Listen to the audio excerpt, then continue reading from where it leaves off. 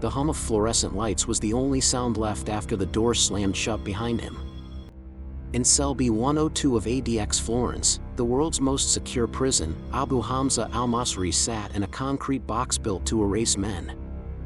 They called it the Alcatraz of the Rockies, a fortress of steel buried in the Colorado mountains, where the air outside was thin and the silence inside was lethal. Every sound, a cough, a footstep, a flicker of electricity, was amplified through layers of isolation. Here, inmates didn't talk. They waited.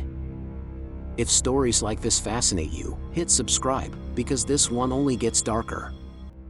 Abu Hamza, once a fiery preacher known for his defiance, had been reduced to a number. His prosthetic hooks, once symbols of defiance, were confiscated. Meals came through a slot. Lights never dimmed completely. Communication was a privilege that few ever earned. But something was brewing in his block, something that even the cameras couldn't see. The officers on C shift called it the tension hour. Around 2 a.m., when most inmates should have been asleep, faint knocks began echoing through the ventilation shafts. 3 knocks, pause, then 2. It wasn't random.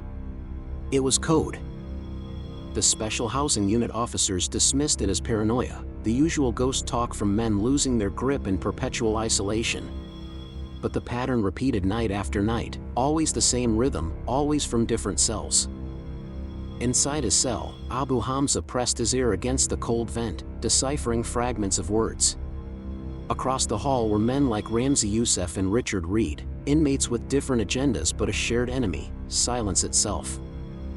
That week, an officer named Daniels, new to the unit, just 26, started noticing changes. Trays returned untouched. Security mirrors were slightly smudged, as if someone had been staring too close.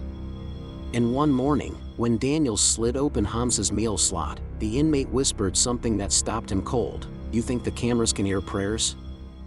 It wasn't a threat, but it felt like one. Rumors spread among staff, whispers of coded recitations, messages passed through steel, perhaps even attempts to reach inmates in other blocks. The warden ordered full lockdown, a silent sweep. No movement, no recreation, no air. Then, on the 4th night, an alarm blared from cell block Delta. Motion sensors caught 2 figures standing in their cells at the same exact second, a statistical impossibility, since lights out was total, and movement was constantly tracked. When officers reached the tier, every camera feed went dark for 7 full seconds. 7 seconds of blackout inside the most monitored prison on Earth. When power returned, 1 inmate was missing from view, not escaped, but collapsed on the floor. His lips were moving, muttering something no one could understand. And from Hamza's cell came the faint echo of that same rhythm. 3 knocks, pause, 2. Daniels froze, staring through the reinforced glass. Because this time, it wasn't Hamza knocking. It was coming from the vents.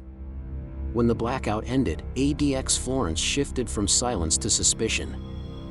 7 seconds of missing footage in a facility built on perfection was not a glitch, it was an infection. Every guard on Delta unit was questioned, every system recalibrated. But the more they investigated, the less sense it made. The inmate who collapsed, a convicted courier tied to a terror network, had no injuries, no contraband, no drugs in his system. He just stopped responding. His eyes open, whispering in a loop, he called the air to listen. They transferred him to the medical observation wing, but even there, he refused to eat or sleep. And every night, the same knocking returned through the vents. 3 knocks, pause, 2. Daniels couldn't shake it. He reviewed hours of security footage, every second of the blackout window, until his eyes burned. But what haunted him wasn't what he saw, it was what he heard. At timestamp 3 hours 14 minutes and 2 seconds, a sound beneath the hum of the lights, a low, rhythmic chant, like breath passing through metal.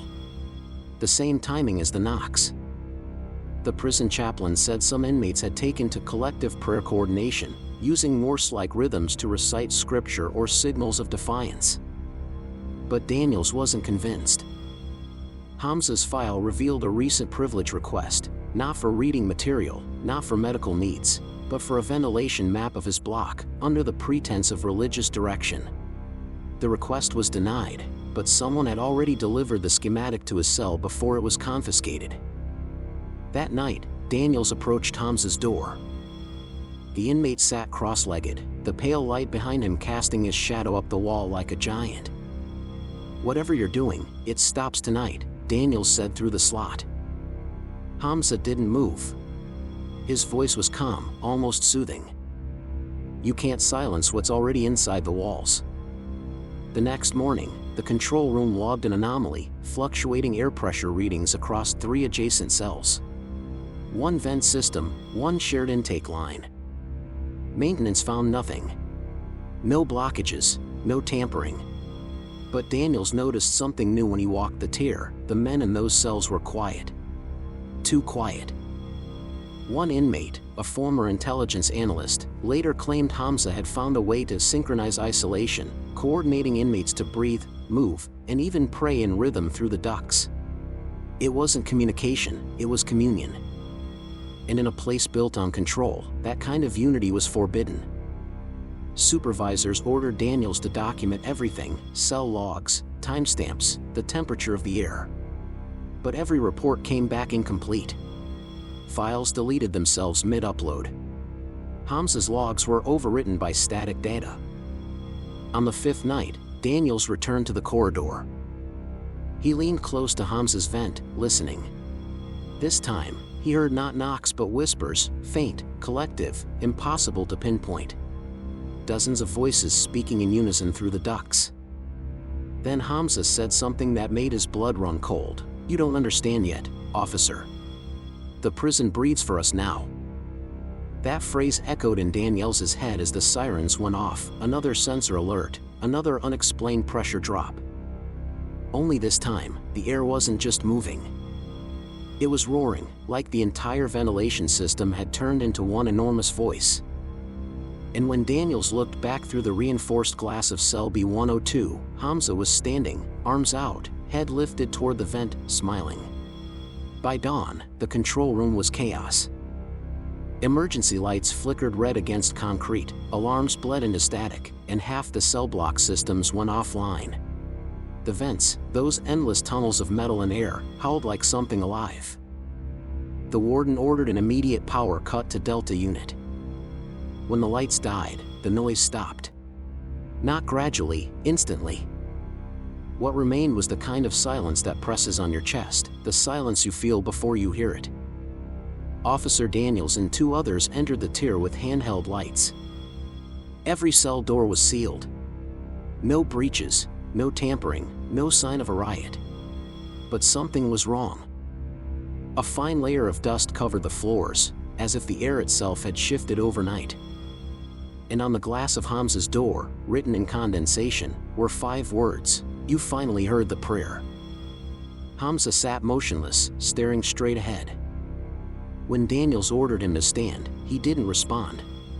The medical team later confirmed he was alive, heart rate steady, oxygen normal, but his eyes didn't move. It was as if he'd withdrawn somewhere no one could follow. The warden classified the event as a collective psychological disruption, blaming sensory deprivation and inmate folklore. But the staff on Delta knew better. Systems don't fail that precisely. Ventilation doesn't synchronize by accident. A week later, maintenance cleared the ducts for inspection. Deep inside the main intake line, where light barely reached, they found dozens of small carvings, tiny symbols scratched into the metal with something sharp. Some looked like prayer markings. Others were numbers, coordinates, even names. Every symbol matched an inmate from Delta Unit. Daniels didn't sleep for days after that. He replayed those knocks, those whispers, over and over. When he finally returned to work, he found Hamza transferred, moved to a deeper, sealed section of ADX called Echo. No one knew the reason. No one questioned it. But Daniels noticed one thing during his final walk through Delta: the air vents, long silent, still pulsed every few minutes. 3 knocks, pause, 2. He told himself it was just air pressure, just the hum of machinery. Yet sometimes, when he closed his eyes at night, he swore he could hear faint breathing behind the walls. In the official records, the incident was never mentioned. The reports vanished, the recordings lost. And the cell where it all began, B102, remained unoccupied. No inmate since has lasted there longer than a week. Some say it's the silence that drives them out. Others claim it's the feeling that someone's already in the room, whispering through the vents, waiting for an answer. Maybe Abu Hamza was right. Maybe the prison doesn't just contain its men, maybe it remembers them.